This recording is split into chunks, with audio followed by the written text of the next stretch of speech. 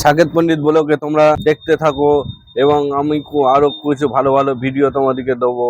এটা আমার দোকান, এখানে আমি করে কর্মে খাই এবং সমস্ত মানুষের ভালোবাসা পাই। সমস্ত মানুষ আমাকে ভালোবাসে, আমিও সমস্ত মানুষকে ভালো, ঠিক আছে। তাই যে সমস্ত মানুষেরা আমার দোকান এবং সমস্ত মানুষকে আমি বলছি আমার